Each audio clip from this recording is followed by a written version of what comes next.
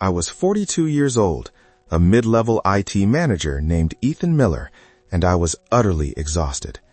The 18-hour journey from Raleigh to Geneva had been grueling.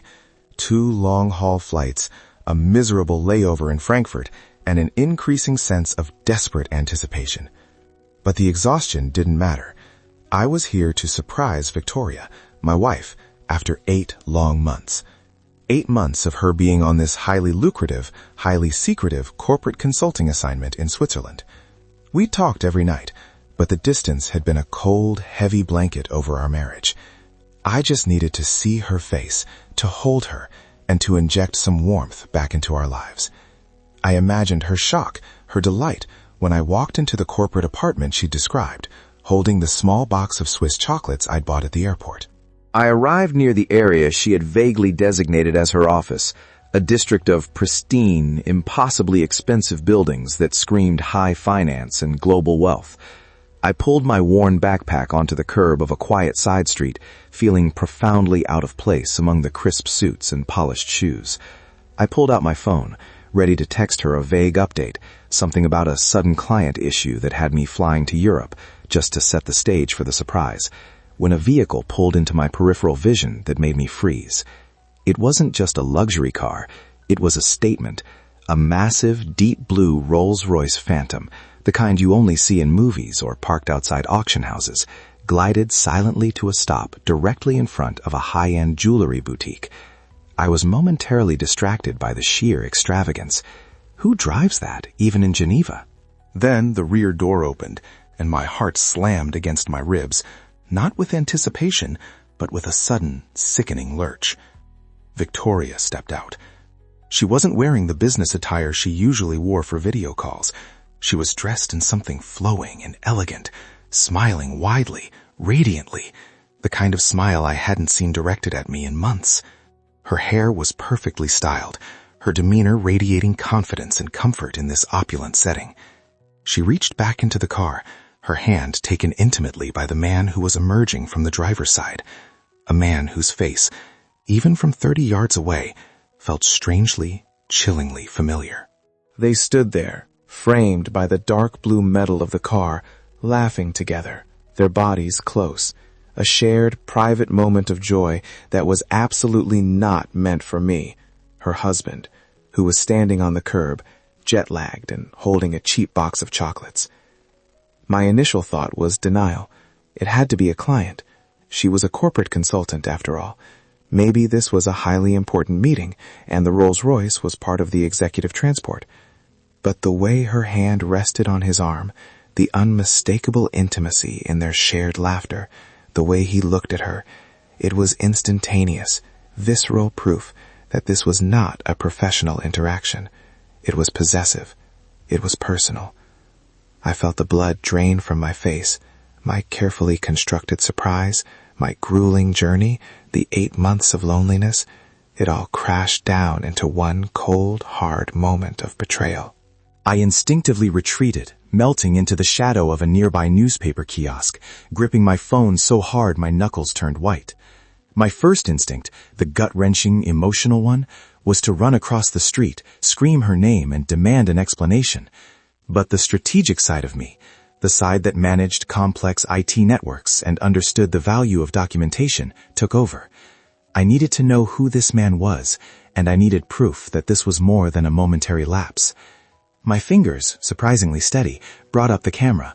The angle was difficult, but I managed to snap 2 quick, discreet photos, one of Victoria and the man, his face clearly visible, and another of the Rolls-Royce's distinctive license plate.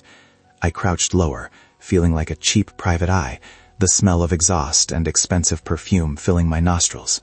The truth was staring at me, gleaming in the polished chrome of that car, and I had to identify the source of the light before it blinded me completely.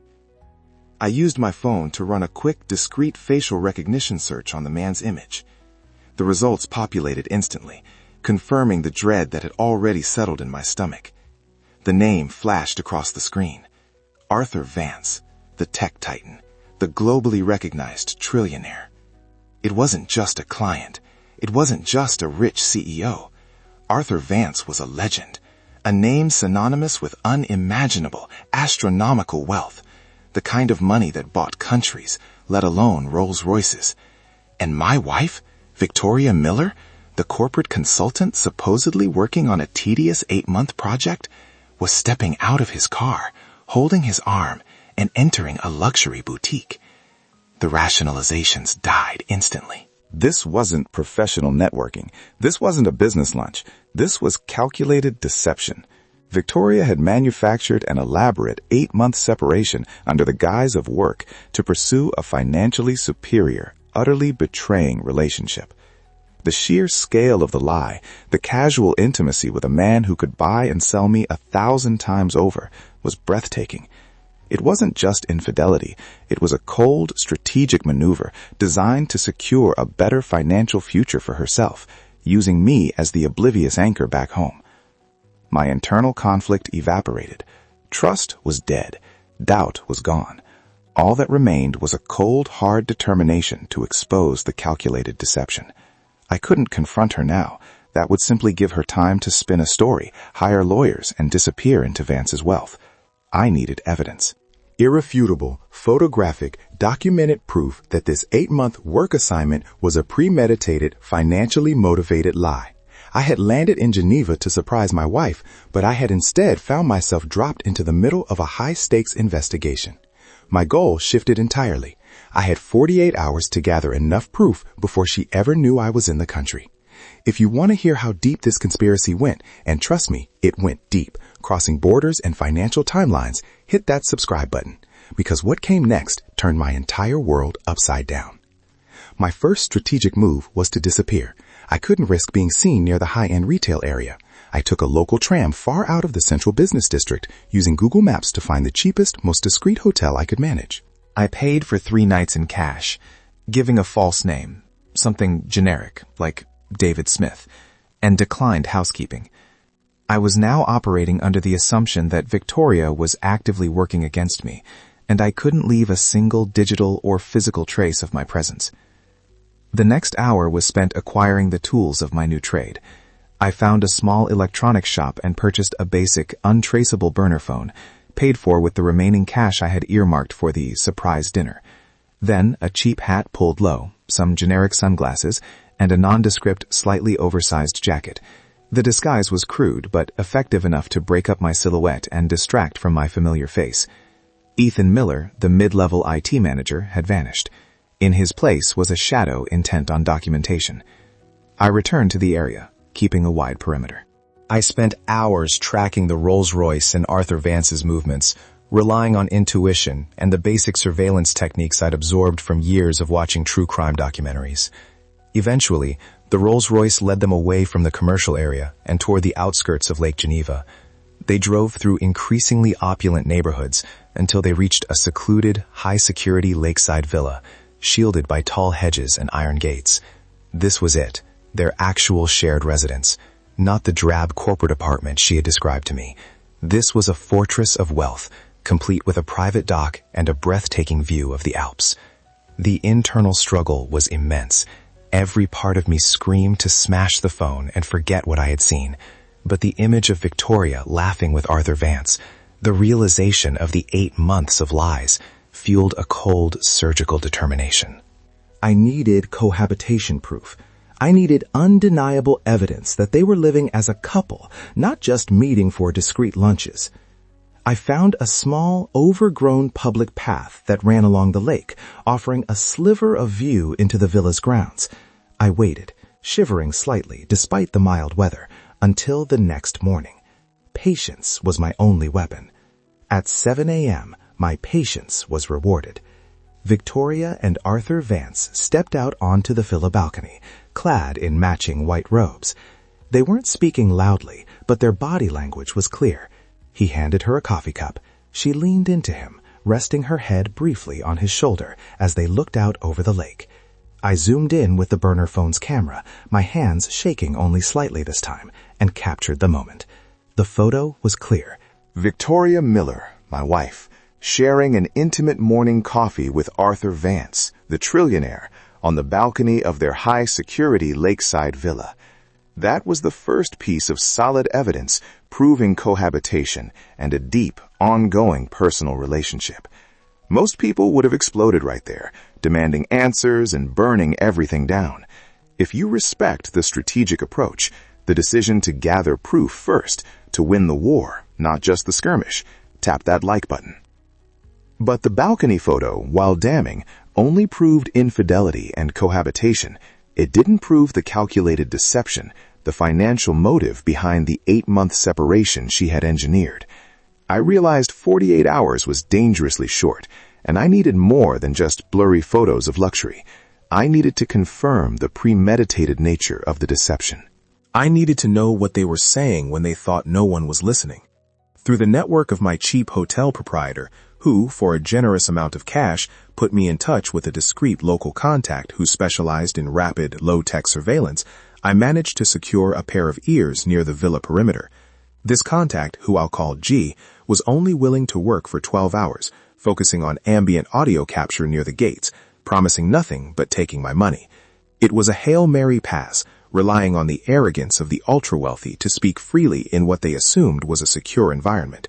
I spent the rest of the day documenting high-value transactions. Victoria emerged later that afternoon, driven by Vance's private security, for a quick, specific shopping trip. She walked out of a high-end watchmaker with a small bag, followed immediately by a visit to a bespoke jeweler. I photographed the bags, the stores, and the look of almost proprietary ownership on her face. These weren't gifts of affection. They were investments, assets being accumulated. Then, late that night, G delivered. He handed me a tiny digital recorder, the memory card containing 2 hours of static, wind noise, and distant traffic, and one critical, chilling fragment. I sat in my dingy hotel room, headphones pressed tight against my ears, listening to the muffled voices of Victoria and Vance discussing logistics near the gate. Vance's voice, smooth and deep, was talking about a forthcoming business trip. Then Victoria responded, her voice clear, professional, and utterly devoid of the warmth she'd shown me for 15 years. "It's fine, Arthur," she said. "The timing is perfect." The 8-month separation was perfect timing for the asset protection clause, anyway. My attorney confirmed the window closes next month. The air left my lungs. It wasn't just infidelity. It was a financial ambush, planned down to the month. Victoria hadn't just been cheating. She had been strategically timing the end of our marriage to maximize her financial payout, using the 8-month work assignment as cover to establish residency or separation terms that favored her in the inevitable divorce proceedings. That phrase, asset protection clause, confirmed the cold, calculated nature of her betrayal. I wasn't just a husband she was leaving. I was a financial liability she was managing. That moment when everything clicks into place and you realize the truth, that your entire marriage was a lie serving a financial objective? Drop a comment if you've experienced that awful clarity. With irrefutable proof of financial calculation, my mission pivoted entirely. I was no longer a heartbroken husband gathering sad evidence. I was a man building a legal fortress. I couldn't waste another moment on emotional pain. I had the facts. Now I needed the strategy to deploy them. I used the encrypted communication app on the burner phone to contact the one person who could turn this devastation into defense, Patricia Morrison, my family attorney back in the U.S. I sent her a brief coded message. Urgent consult needed. Unexpected evidence gathered overseas. Major financial implications. Patricia called me back almost immediately, sounding concerned. I didn't mince words. I detailed the identity of Arthur Vance, the cohabitation, the high-value gifts, and most crucially, I played the audio snippet containing Victoria's chilling admission about the asset protection clause and the 8-month timeline. There was a long silence on the line. When Patricia finally spoke, her voice was sharp and professional. "Ethan, this is devastating evidence, not just for proving infidelity, but for proving premeditated financial misconduct. In our jurisdiction, that audio fragment alone, combined with the cohabitation evidence, gives us tremendous leverage. We can argue fraud and calculated deception, which could significantly affect asset division and eliminate any potential alimony claims." We developed the detailed counter-strategy immediately. I had to file first. That was paramount. If Victoria filed from Switzerland upon her supposed return, she might try to leverage the separation period in her favor. I needed to serve her the papers the instant she returned home, catching her completely off guard. Patricia began drafting the initial filing based on the evidence I provided. I spent the last few hours in Geneva meticulously finalizing the dossier. I printed the photos at a discreet internet cafe, saved multiple copies of the audio file to encrypted drives, and took a final panoramic photo of the lakeside villa with Vance's Rolls-Royce parked prominently in the driveway, securing the last piece of documentation that placed Victoria there. Before heading to the airport, I stood outside my cheap hotel room and systematically destroyed the evidence of my presence. I physically snapped the burner phone in half, removed the memory card and crushed it under my heel, and then tossed the remains into separate public bins miles apart. I sent Victoria one final, neutral text message. Busy week ahead. Looking forward to seeing you soon. I played the role of the oblivious husband one last time, ensuring she remained comfortable in her deception. The trap was set.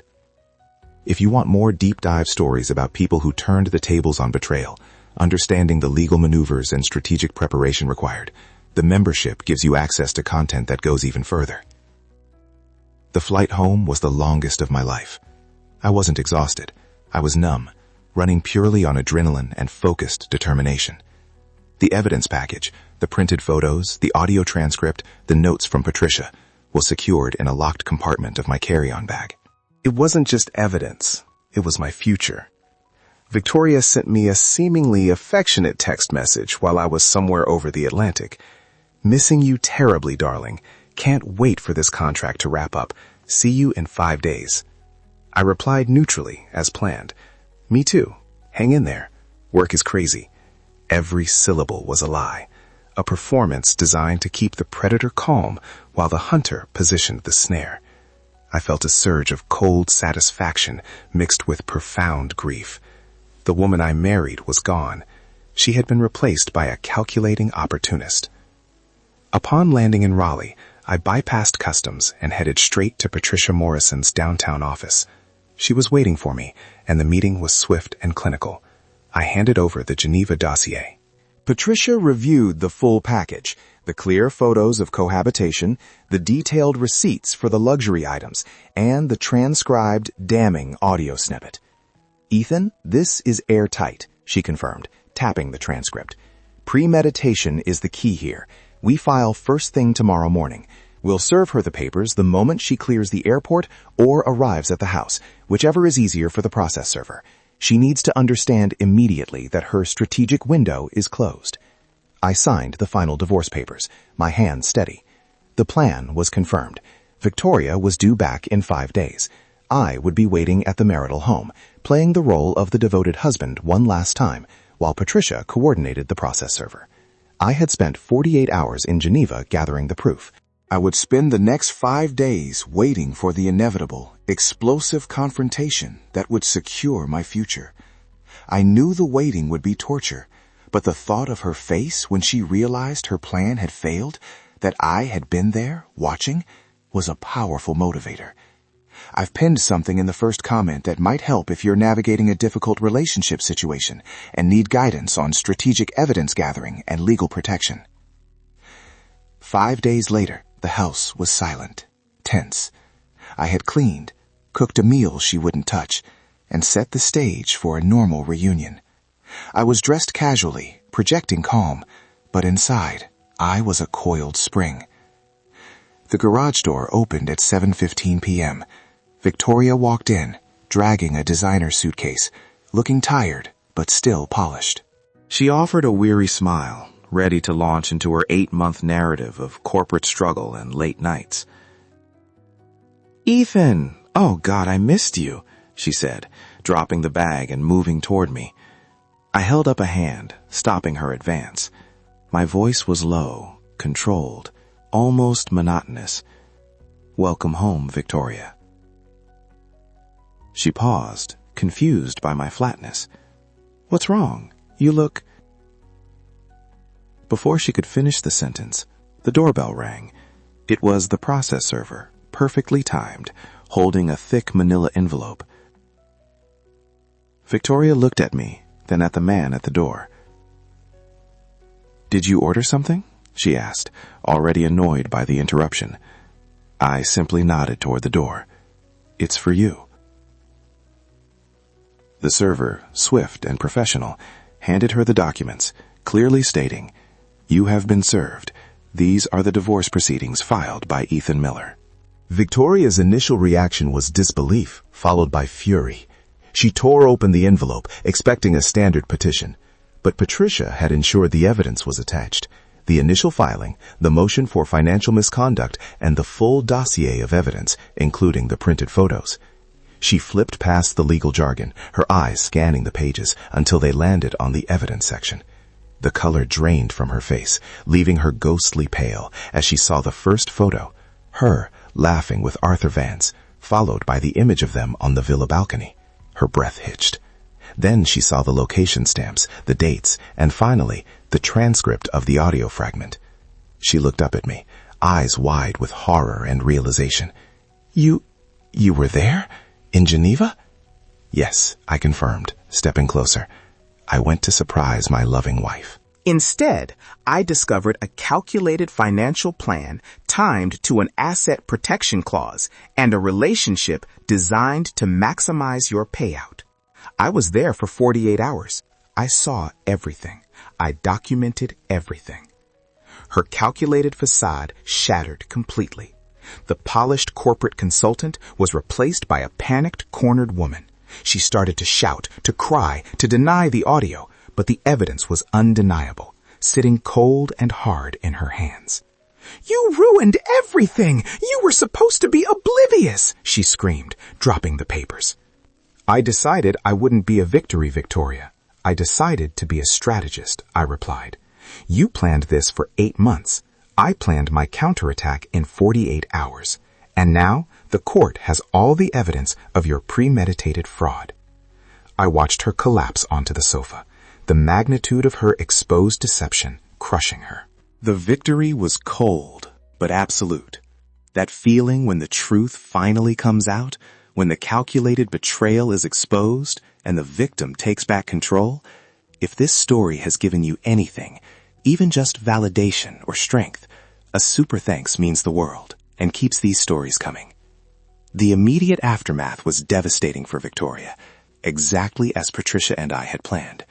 Her attorney called Patricia the next morning, not to fight, but to negotiate a quick, quiet settlement.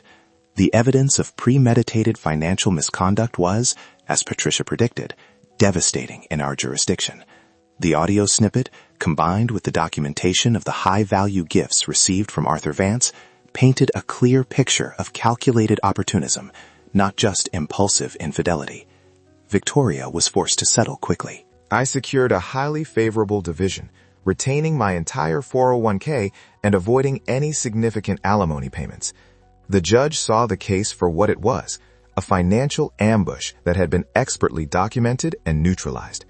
Victoria had gambled on my ignorance and lost everything she had calculated for. The consequences extended far beyond the courtroom. The lucrative consulting contract Victoria had used as cover, the very thing that had taken her to Geneva, was terminated shortly after the divorce filing became public. Arthur Vance, the trillionaire, was notoriously protective of his public image. His firm issued a cold, brief statement distancing him from personal scandals involving employees or contractors, making it clear that Victoria was immediately disposable. She lost the financial security she had so ruthlessly sought. The emotional satisfaction wasn't about revenge. It was about justice and realizing that her calculated plan had backfired completely, costing her her reputation, her professional standing, and the financial windfall she had anticipated. She thought she was playing chess. I simply gathered the evidence to prove she was cheating. I remember Patricia telling me during the final settlement conference, "Ethan, most people let emotion dictate their response and lose everything. You let strategy dictate your response, and you saved your entire financial future." That was the true victory, reclaiming control and proving that cold, hard evidence beats elaborate lies every single time. Everything about documentation, evidence gathering, and legal protection is covered in what I've pinned in the comments. Worth checking out if you want to know how to build an airtight case. 6 months passed, and the dust settled. The first thing I did after the divorce was finalized was sell the marital home. A beautiful house, but one now tainted by 8 months of calculated deception. I moved into a smaller, peaceful apartment near the city center. It was clean, quiet, and entirely mine. The move symbolized my fresh start, a shedding of the financial and emotional baggage of a life that was built on a lie. The stress of those 48 hours in Geneva, the fear, the paranoia, the cold determination had taken a toll, but in hindsight, it saved me years of legal and financial hardship. I reflected often on the agonizing decision not to confront Victoria immediately. Had I done so, she would have destroyed the evidence, spun a narrative, and I would have been left with nothing but heartbreak and a massive legal bill. Instead, 48 hours of intense, silent work bought me peace, security, and a future. The process of rebuilding trust in myself was the hardest part. How could I have been so blind for so long? But I learned to distinguish between the facade and the gut instinct. My gut had screamed at me for months that something was wrong, and when I finally listened, I acted strategically. That was the growth. I learned that intuition is simply knowledge the conscious mind hasn't processed yet, and that documentation is the only language betrayal understands. I started dating again, tentatively at first. I met Sarah, an architect, who was refreshingly honest and transparent. We didn't have the glamour or the high-stakes drama of Victoria's life, but we had genuine connection. Our foundation was built on truth, not financial calculation or carefully managed lies. It was a stark contrast to the life I had left behind, and I realized that true wealth wasn't measured in Rolls-Royces or trillionaires, but in the quiet, undeniable peace of an honest life. Stories like this, of people who survived devastating betrayal and came out stronger, who reclaimed their narrative, they matter. If this one mattered to you, a super thanks keeps them coming and helps me share these hard-won lessons. The essence of what I learned wasn't just about my ex-wife's betrayal. It was about the nature of calculated deception itself. Victoria didn't just fall in love or have a reckless affair. She strategically planned the divorce for 8 months, using the work assignment as a financial tool to maximize her leverage against me. It was a cold, professional maneuver, and that realization changed how I viewed the world forever. I landed in Geneva as a tired, hopeful husband, ready to surprise his wife with chocolate. I left 48 hours later as an investigator, carrying a dossier that would secure my financial freedom. That transformation, from victim to strategist, is what saved me. My final message to anyone facing that sickening suspicion, that awful gut feeling, is simple. Trust your instinct, but never go to war without proof. Betrayal thrives in the dark, and exposure is the only disinfectant. Don't confront, don't scream, and don't give them a warning. Document, plan, and act with controlled precision. My peace was bought with 48 hours of intense, silent work, and it was the best investment I ever made. Remember, the game is only over when you choose to play strategically.